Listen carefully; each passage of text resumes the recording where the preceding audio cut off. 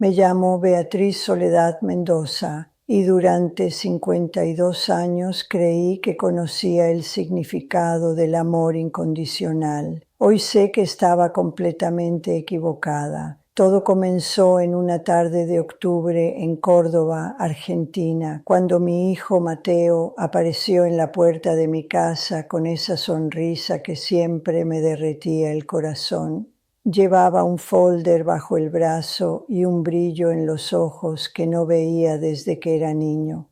Pensé que finalmente venía a visitarme por gusto, no por obligación. Qué ingenua fui. Mamá, necesito hablar contigo sobre algo importante, me dijo mientras entraba sin siquiera esperar mi invitación. Su esposa, Carolina, se quedó en el auto. Ni siquiera bajó para saludarme. Debía haberlo sabido en ese momento. Debía haber visto las señales. Me senté en el sofá de la sala, ese mismo sofá donde lo había arrullado cuando tenía fiebre, donde habíamos visto películas juntos los domingos, donde le había enseñado a leer. Las paredes estaban llenas de fotografías de nuestra vida juntos. Mateo de bebé, Mateo en su primera comunión, Mateo graduándose de la universidad, Mateo el día de su boda. En ninguna de esas fotos aparecía su padre, porque yo lo había criado sola. Mamá, Carolina y yo hemos estado pensando, comenzó, y su voz tenía ese tono ensayado que usan las personas cuando están a punto de decir algo terrible, pero quieren que suene razonable. Estás envejeciendo. Esta casa es demasiado grande para ti. Las escaleras son peligrosas. Miré las escaleras, las mismas escaleras que había subido y bajado miles de veces sin problema alguno. Tenía 73 años, sí, pero todavía podía cuidar mi jardín, cocinar mis propias comidas, ir al mercado caminando. Mateo, estoy perfectamente bien, le dije, sintiendo ya un nudo en el estómago. Él ni siquiera me escuchó. Abrió el folder y sacó unos papeles, muchos papeles. Encontramos un lugar maravilloso para ti. Se llama Residencia San Rafael. Es un hogar para personas mayores muy bien equipado. Tendrás compañía, enfermeras las 24 horas, actividades recreativas. Las palabras me golpearon como piedras. Un hogar para personas mayores, un asilo. ¿Me estás diciendo que quieres internarme en un asilo? Las palabras apenas podían salir de mi garganta. No es un asilo, mamá, es una residencia asistida de primera categoría. Tienen jardines hermosos, una biblioteca, incluso clases de yoga. Yoga, como si el yoga pudiera compensar arrancarme de mi hogar. Mateo, esta es mi casa, aquí creciste tú, aquí están todos mis recuerdos. Él suspiró con impaciencia, como si yo fuera una niña terca que no entendía lo que era mejor para ella. Mamá, sé razonable, no puedes vivir sola por siempre. ¿Qué pasa si te caes? ¿Qué pasa si te enfermas y nadie está aquí para ayudarte? Tú estás aquí, vives a 20 minutos. Algo cambió en su rostro, una dureza que nunca había visto antes. Mamá, Carolina y yo tenemos nuestras propias vidas. Tenemos trabajos exigentes. No podemos estar pendientes de ti todo el tiempo. Ahí estaba, la verdad desnuda y cruel. Yo era una carga, un inconveniente. Nunca te he pedido que estés pendiente de mí, dije, y sentí las lágrimas comenzando a formarse. Nunca te he pedido nada. Precisamente por eso estamos haciendo esto, porque sé que nunca pedirás ayuda, incluso cuando la necesites. Qué retorcida era su lógica. Estaba internándome contra mi voluntad y lo presentaba como un acto de amor. No voy a ir a ningún asilo, Mateo. Esta conversación terminó. Me levanté del sofá esperando que él entendiera que hablaba en serio, pero en lugar de irse, sacó más papeles del folder.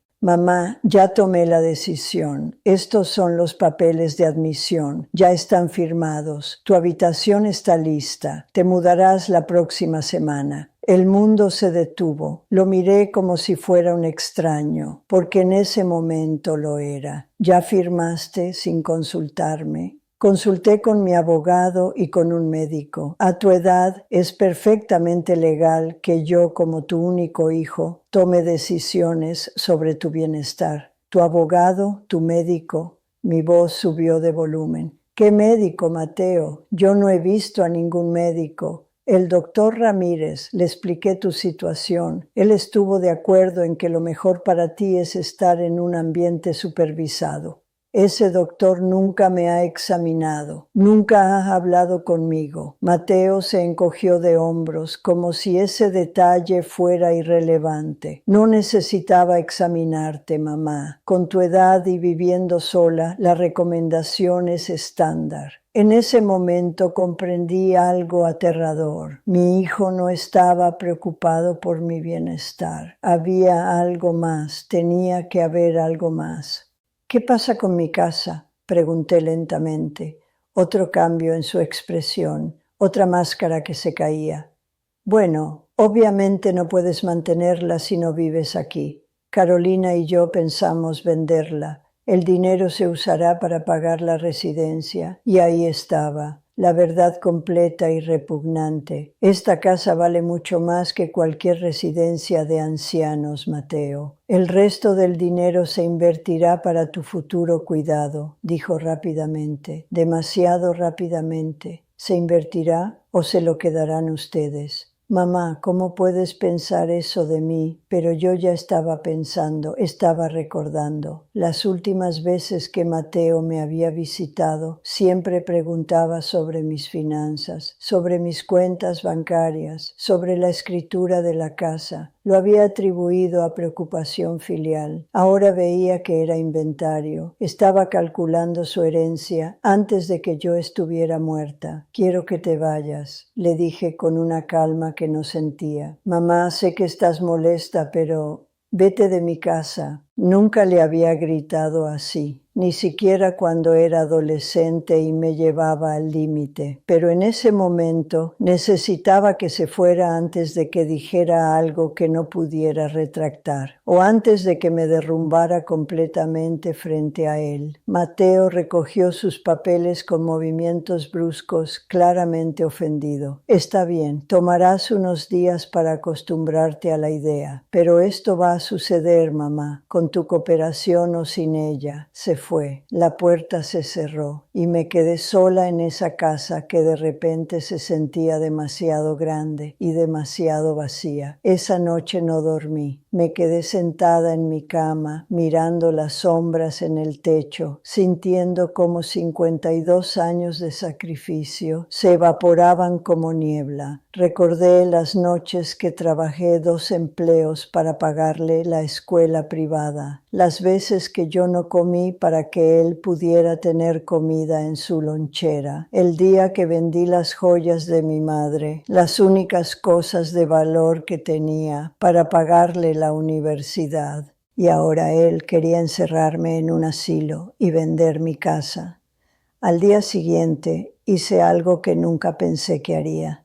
Llamé a un abogado. Su nombre era Dr. Javier Carranza y tenía un pequeño despacho en el centro de Córdoba. Era un hombre de unos 50 años, con lentes redondos y una manera tranquila de hablar, que inmediatamente me hizo sentir que podía confiar en él. Le conté todo, no omití nada. Le mostré los papeles que Mateo había dejado, incluyendo el documento que supuestamente me comprometía a entrar a la residencia San Rafael. El doctor Carranza leyó cada página con cuidado creciente. Finalmente se quitó los lentes y me miró. Señora Mendoza, esto es muy grave. ¿Qué tan grave? Su hijo ha falsificado su firma en varios documentos, ha presentado informes médicos fraudulentos y está intentando obtener una orden judicial para declararnos incapaz de tomar sus propias decisiones. Las palabras me golpearon como un puñetazo. Incapaz. Mateo estaba tratando de declararme legalmente incapaz. ¿Puede hacer eso? Puede intentarlo. Y francamente, señora Mendoza, con los documentos falsificados que ya tiene, podría tener éxito si usted no se defiende. ¿Defenderme? ¿Cómo? Necesitamos actuar rápido. Primero vamos a conseguir una evaluación médica real de un doctor certificado. Segundo, vamos a presentar una denuncia penal contra su hijo por falsificación de documentos. Y tercero, vamos a asegurarnos de que su casa y sus bienes estén protegidos legalmente. Sentí como si estuviera en una pesadilla. Mi propio hijo, mi único hijo, el niño que había llevado en mi vientre, que había amamantado, que había consolado en medio de la noche. Doctor Carranza, yo solo quiero que me deje en paz. No quiero ir a la cárcel ni nada de eso. Solo quiero que respete mi decisión de quedarme en mi casa. El abogado se inclinó hacia adelante, su expresión seria. Señora Mendoza, entiendo que esto es doloroso, pero su hijo no va a detenerse. Ya ha invertido tiempo y dinero en este plan. Y si usted no se protege legalmente, él va a conseguir lo que quiere. Tenía razón, yo lo sabía. Mateo no era el niño dulce que recordaba. Se había convertido en alguien que yo no reconocía. O quizás siempre había sido así, y yo había estado demasiado ciega para verlo. Está bien, dije finalmente. Haga lo que tenga que hacer. Los siguientes días fueron un torbellino. Fui a ver al doctor Ernesto Lagos, un geriatra con excelente reputación. Me hizo una evaluación completa, pruebas cognitivas, examen físico, análisis de mi capacidad para vivir independientemente. Los resultados fueron claros. Yo estaba perfectamente capaz de cuidarme a mí misma. Tenía la lucidez mental de alguien 20 años más joven. No había ninguna razón médica para que fuera internada. Señora Mendoza, me dijo el doctor Lagos después de revisar todos los resultados, usted está más sana que muchas personas de 50 años que veo en mi consulta. Quien haya dicho que necesita estar en una residencia asistida estaba mintiendo o nunca la examinó. Tomé el informe médico con manos temblorosas. Era mi arma, mi prueba de que Mateo había mentido. Mientras tanto, el doctor Carranza estaba ocupado. Presentó una denuncia penal contra Mateo por falsificación de documentos. Consiguió una orden de restricción temporal que le impedía a mi hijo tomar cualquier decisión médica o financiera en mi nombre. Y más importante, logró congelar cualquier intento de vender mi casa. Mateo se enteró de todo al tercer día. Apareció en mi puerta furioso, más enojado de lo que jamás lo había visto. ¿Qué demonios hiciste, mamá? Me defendí, dije simplemente. Me denunciaste penalmente, tu propio hijo. Falsificaste mi firma, inventaste diagnósticos médicos, intentaste robarme mi casa. No estaba robando nada, todo era para tu propio bien. Mi propio bien, Mateo. Un doctor real me examinó. Estoy perfectamente capaz de cuidarme sola. Él entró sin permiso, caminando en círculos por la sala como un animal enjaulado. ¿Sabes cuánto dinero he gastado en esto? ¿Sabes cuántos favores tuve que pedir? Ya le pagué 3 meses por adelantado a la residencia. Cambié toda mi vida para acomodar esto. Y ahí estaba otra vez. No estaba enojado porque lo habían descubierto.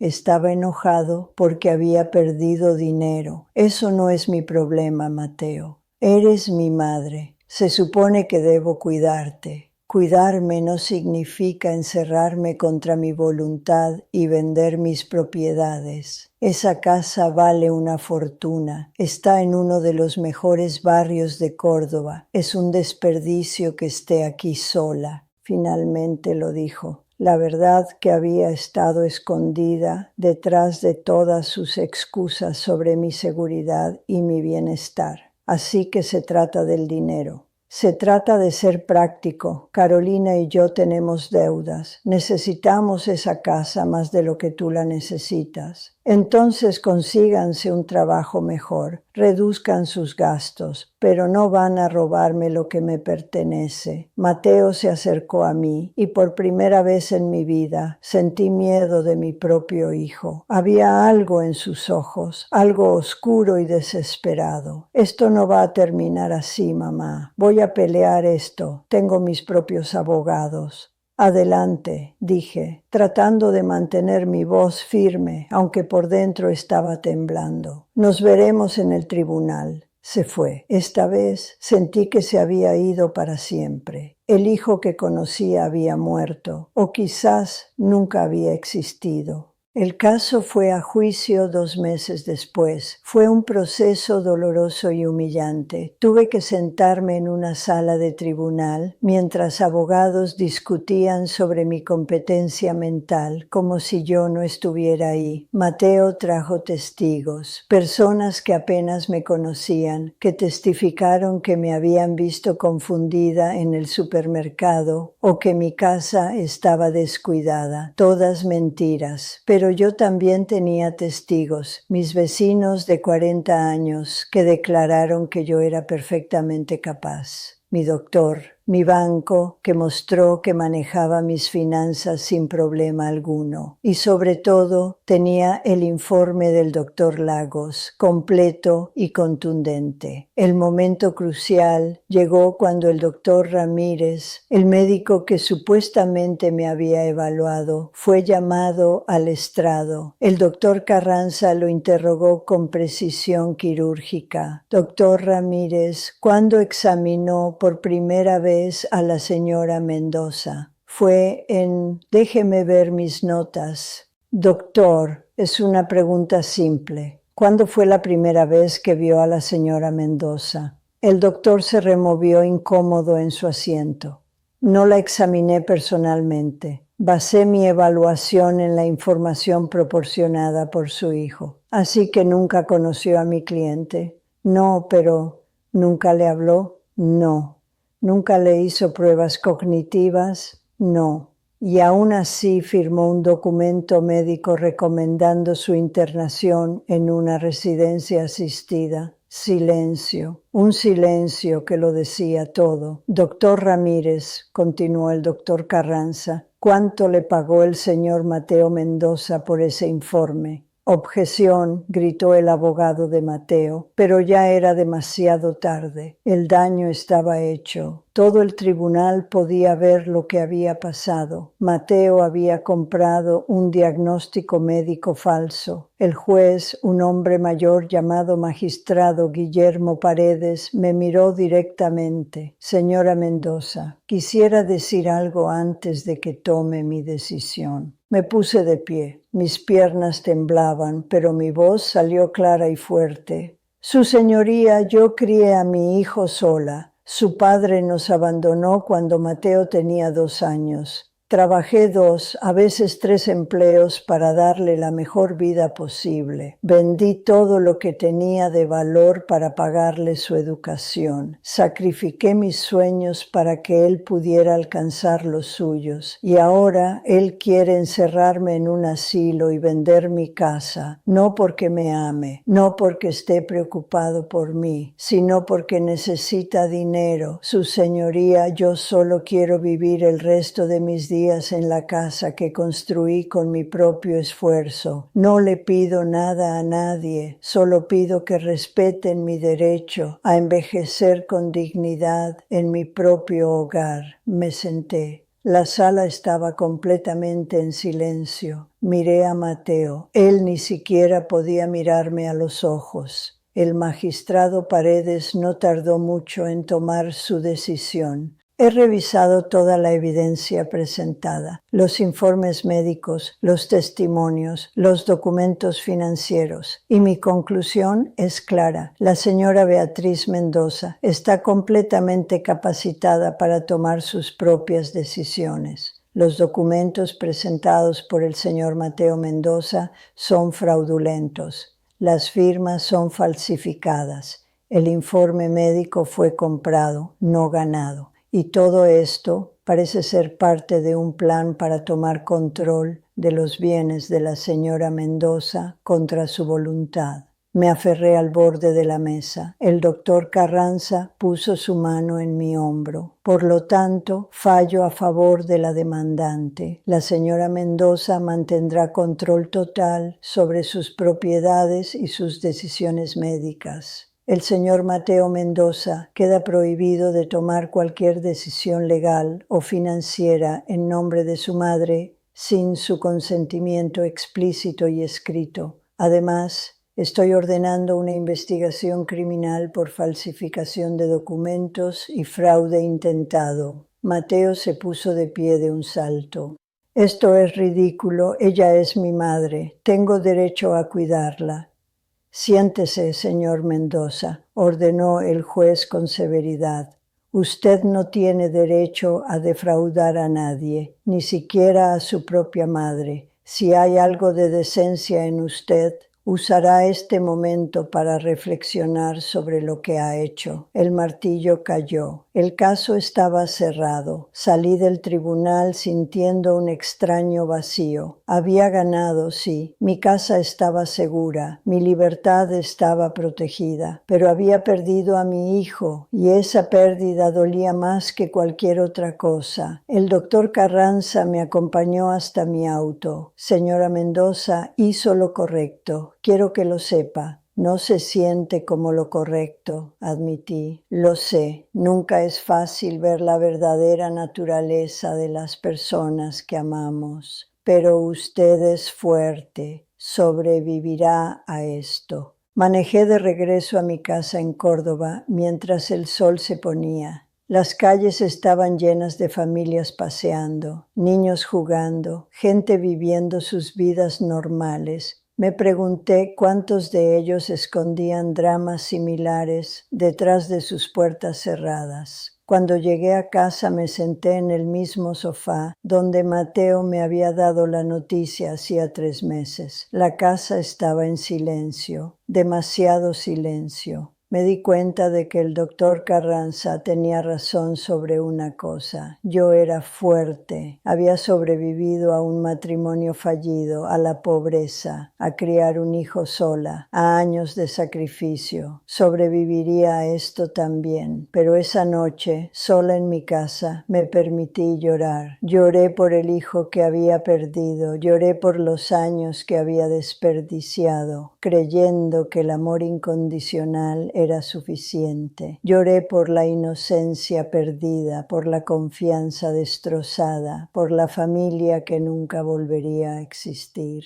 Y cuando terminé de llorar, me sequé las lágrimas y tomé una decisión. No iba a ser una víctima. No iba a quedarme sentada en esta casa esperando a morir. Si Mateo pensaba que yo era vieja e inútil, le demostraría lo equivocado que estaba. Al día siguiente comencé a hacer cambios. Llamé a un abogado de bienes raíces y puse mi casa en venta. No porque Mateo me lo hubiera pedido, sino porque yo lo decidí. Yo estaba en control. La casa se vendió en 2 semanas por un precio excelente. Con ese dinero compré un departamento más pequeño pero hermoso en el barrio de Palermo, en Buenos Aires. Siempre había querido vivir en la capital, pero nunca me había atrevido. También tomé una porción del dinero y lo doné a una organización que ayudaba a personas mayores víctimas de abuso familiar.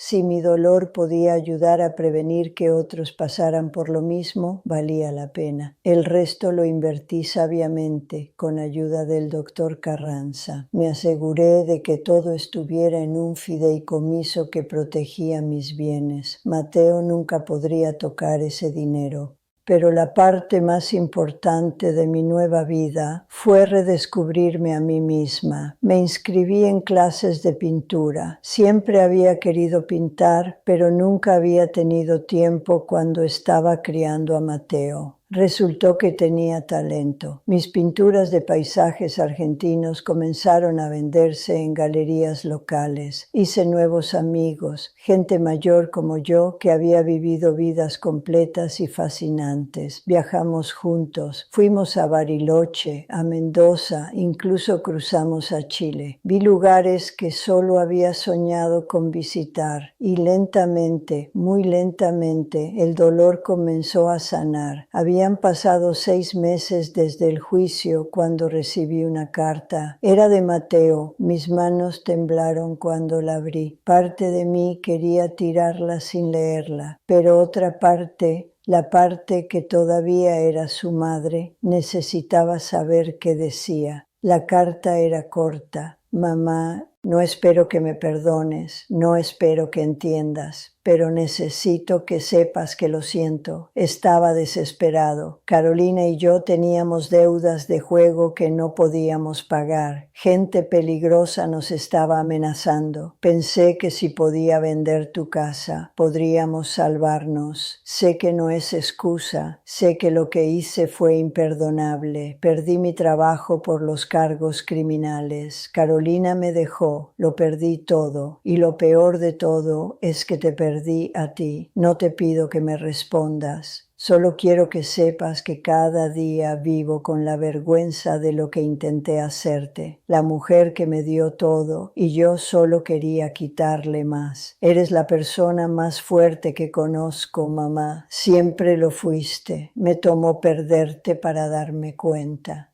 Lo siento por todo. Mateo.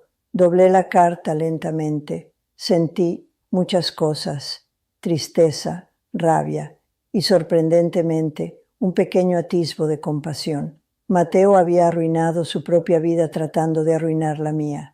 Había perdido su trabajo, su matrimonio, su dignidad y ahora vivía con las consecuencias de sus acciones. Parte de mí quería responderle, decirle que lo perdonaba, que podíamos intentar reconstruir nuestra relación, pero otra parte, la parte que había aprendido que el amor propio era tan importante como el amor maternal, sabía que no podía. Algunas traiciones no pueden ser perdonadas, o al menos no todavía. Quizás con el tiempo, quizás años en el futuro, cuando las heridas no fueran tan frescas. Guardé la carta en un cajón, no la tiré, pero tampoco la respondí. Existía en un limbo, al igual que mi relación con mi hijo. En lugar de eso, me enfoqué en mi nueva vida. Me uní a un club de lectura. Comencé a hacer voluntariado en un comedor comunitario. Adopté un gato llamado Domingo que se convirtió en mi compañero constante. Y pinté. Dios, cómo pinté. Cada lienzo era una forma de procesar mi dolor, mi rabia, mi pérdida. Pinté el barrio donde crecí. Pinté la casa donde crié a Mateo. Pinté sus ojos de niño antes de que la codicia los hubiera endurecido. Una de mis pinturas, titulada Madre, fue seleccionada para una exposición en Buenos Aires. Mostraba a una mujer mayor de pie frente a una casa, con las manos extendidas en un gesto de liberación. Algunos críticos dijeron que capturaba la esencia del duelo y la supervivencia. Tenían razón. El día de la inauguración de la exposición estaba rodeada de gente que admiraba mi trabajo, gente que me veía no como una madre abandonada o una víctima, sino como una artista, como una persona completa por derecho propio.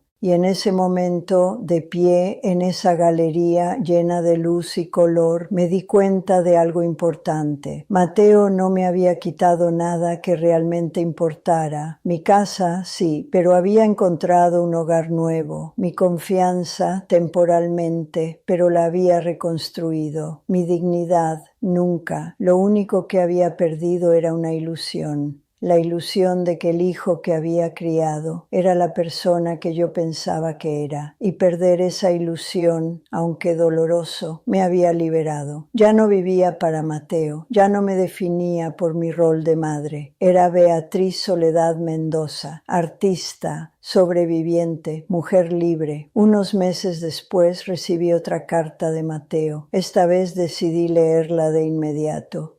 Mamá, sé que no respondiste mi última carta y no te culpo, pero necesito contarte algo. Empecé terapia. Por primera vez en mi vida estoy enfrentando quién soy realmente y por qué hice lo que hice. He estado trabajando en un almacén. Es trabajo humilde, pero honesto. Estoy pagando mis deudas poco a poco. También estoy yendo a reuniones de jugadores anónimos. No te estoy contando esto para que sientas lástima por mí o para que me perdones. Te lo cuento porque necesito que sepas que estoy intentando ser mejor. Vi tu exposición, no entré. Me quedé afuera mirando a través de la ventana. Te vi allí, radiante y rodeada de gente. Te vi sonreír de una manera que no había visto en años. Me di cuenta de que eras más feliz sin mí, y aunque eso me rompe el corazón, me alegra por ti. Quizás algún día puedas perdonarme, quizás no. De cualquier manera, quiero que sepas que estoy orgulloso de ti. Siempre debí habértelo dicho más, con amor y arrepentimiento, Mateo.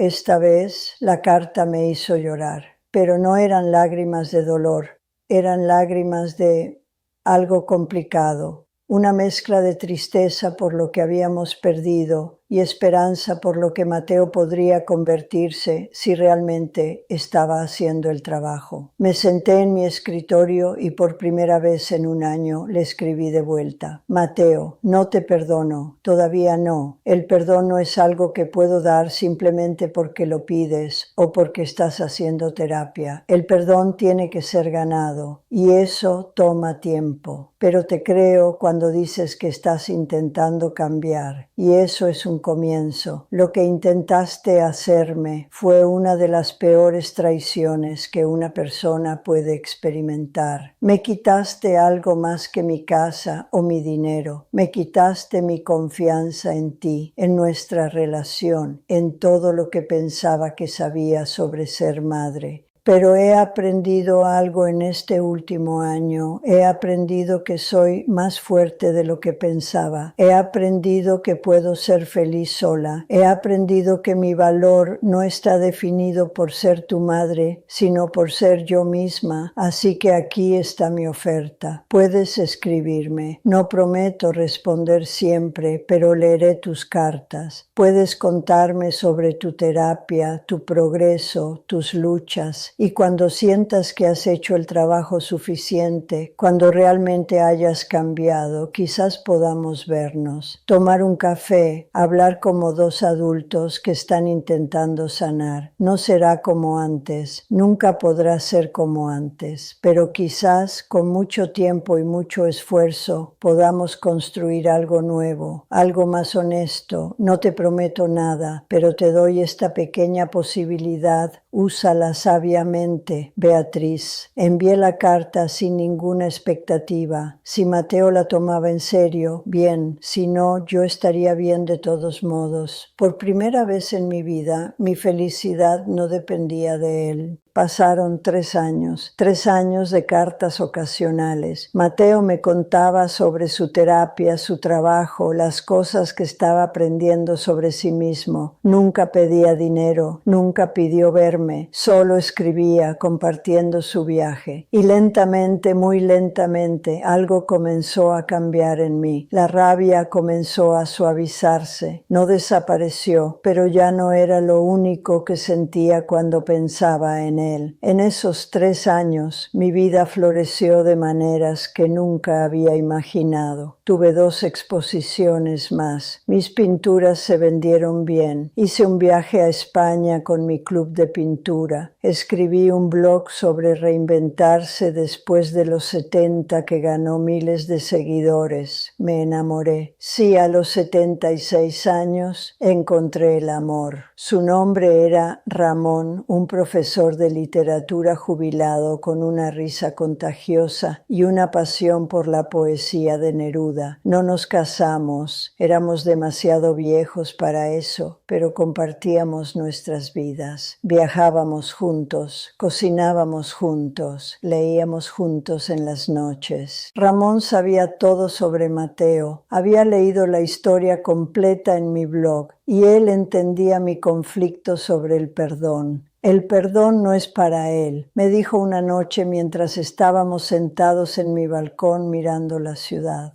El perdón es para ti, para que puedas soltar el peso que has estado cargando. ¿Y si lo perdono y él vuelve a lastimarme?, pregunté. Entonces estableces límites. El perdón no significa olvidar, no significa darle acceso completo a tu vida otra vez. Significa simplemente soltar la rabia que está ocupando espacio en tu corazón. Sus palabras se quedaron conmigo. Fue en mi cumpleaños 77 cuando tomé la decisión. Había pasado suficiente tiempo, había hecho suficiente trabajo en mí misma. Estaba lista. Le escribí a Mateo: podemos vernos el próximo sábado, la cafetería del parque, a las 2 de la tarde. Su respuesta llegó al día siguiente: estaré allí. Gracias, mamá. Gracias. El sábado llegó más rápido de lo que esperaba. Me vestí con cuidado. Elegí uno de mis vestidos favoritos. Ramón me ofreció acompañarme, pero le dije que necesitaba hacer esto sola. Llegué a la cafetería 15 minutos antes. Pedí un café y me senté en una mesa junto a la ventana. Mis manos temblaban ligeramente. A las 2 en punto, exactamente, Mateo entró y casi no lo reconocí. El hombre arrogante y bien vestido había desaparecido. En su lugar había alguien más delgado, con canas que no había tenido antes, con arrugas alrededor de los ojos que hablaban de noches sin dormir y días difíciles. Llevaba ropa simple pero limpia, y cuando me vio, sus ojos se llenaron de lágrimas. Se acercó lentamente, como si temiera que pudiera desaparecer. «Hola, mamá», dijo con voz quebrada. «Hola, Mateo». Nos sentamos. Por un largo momento ninguno de los dos dijo nada. Solo nos miramos, 2 extraños que alguna vez fueron todo el uno para el otro. «¿Te ves bien?», dije finalmente. «Diferente, pero bien». 3 años sobrio de las apuestas», dijo. 3 años de terapia 2 veces por semana. 3 años intentando entender cómo me convertí en la persona que te hizo eso. «¿Y entendiste?», asintió lentamente. «Crecí sintiendo que nunca era suficiente. Papá se fue porque yo no era suficiente. Tú trabajabas todo el tiempo porque yo no era suficiente. Y cuando crecí, pensé que el dinero y el éxito me harían sentir suficiente, pero nunca lo hicieron. Así que apostaba, persiguiendo esa sensación de logro, de ser especial. Y cuando las deudas se acumularon, entré en pánico. Vi tu casa como una solución fácil. No te vi como una persona, mamá. Te vi como un activo. Y eso es imperdonable». Había honestidad en sus palabras, dolor real, vergüenza real. «Casi me destruyes», le dije, y necesitaba que lo supiera. No solo financieramente, emocionalmente. Me hiciste cuestionar todo, si había sido una buena madre, si te había fallado de alguna manera, si merecía lo que me estabas haciendo. No te fallé nunca, mamá. Yo te fallé a ti. Tú fuiste perfecta, sacrificaste todo por mí, y yo lo único que quería era más. Las lágrimas corrían por su rostro ahora, y sentí algo ablandarse en mi pecho. algo duro y pesado que había estado llevando durante años.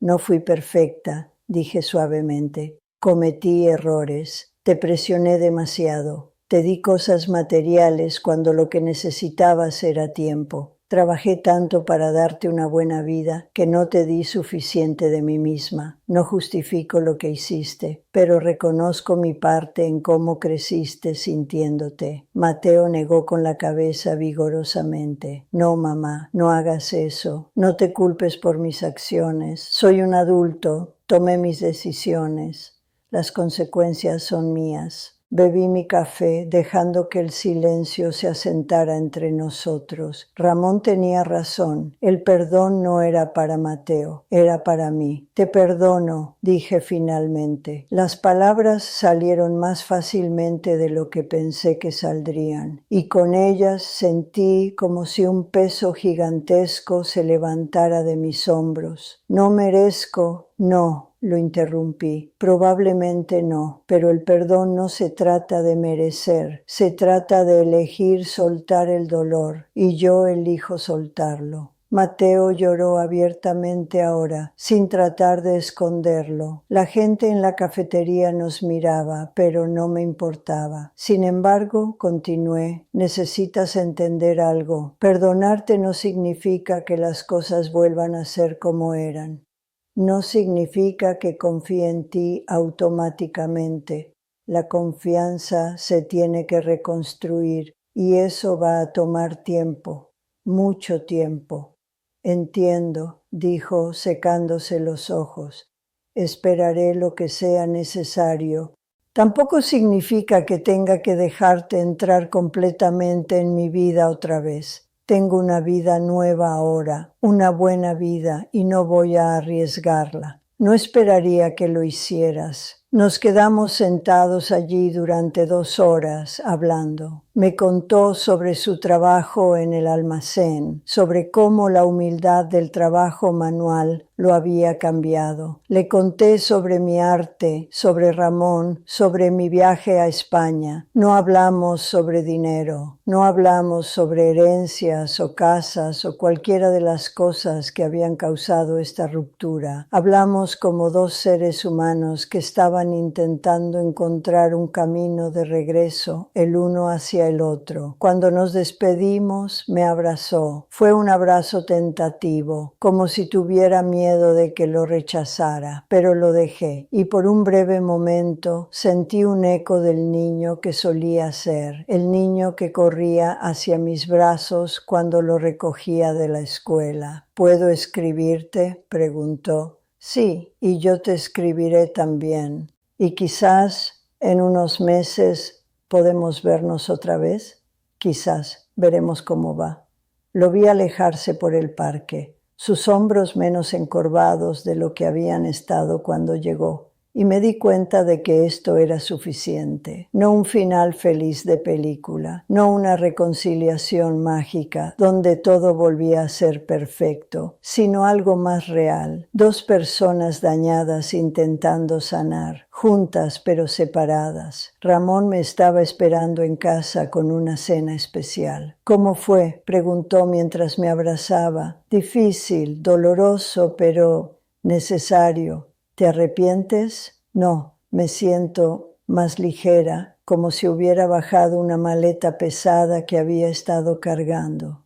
Esa noche, pintado bajo la luz suave de mi estudio, creé una nueva obra. Era diferente de mis otras pinturas. Mostraba 2 figuras en lados opuestos de un puente. No estaban tocándose, ni siquiera estaban caminando la una hacia la otra, pero ambas estaban mirando en la misma dirección. La titulé Caminos Paralelos. Ahora, 2 años después de ese encuentro en la cafetería, Mateo y yo tenemos una relación. No es la relación madre-hijo tradicional. Es algo nuevo, algo que hemos construido desde cero. Nos vemos una vez al mes para café. Nos escribimos correos electrónicos cada semana. Él vino a mi última exposición y compró una de mis pinturas con dinero que había ahorrado de su salario. no porque lo necesitara, sino porque quería apoyar mi arte. Conoció a Ramón, fue incómodo al principio, pero ahora se llevan bien. Mateo incluso admitió que le alegraba que yo hubiera encontrado a alguien que me hiciera feliz. Nunca hablamos sobre herencias o mi testamento. De hecho, ya hice mi testamento. La mayor parte de mi patrimonio irá a varias organizaciones benéficas. Hay algo para Mateo suficiente para que sepa que todavía pienso en él, pero no lo suficiente para que pueda vivir de eso. Quiero que siga trabajando, siga creciendo, siga siendo la persona mejor que está intentando convertirse.